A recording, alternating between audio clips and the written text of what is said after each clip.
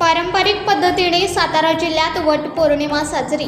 जन्मोजन्मी हाच पती लाभू दे, अखंड सौभाग्य लाभू दे अशी प्रार्थना करत सातारा जिल्ह्यात वटपौर्णिमा साजरी करण्यात आली। महिलांनी पारंपरिक पद्धतीने वडाची पूजा करून सुवासिनींना वाण वाटप केले। वटपौर्णिमेच्या व्रतानिमित्त अनेक महिलांनी उपवासही केले। वटपौर्णिमा व वड पूजनाचे विवाहिता महिलांसाठी विशेष महत्त्व आहे।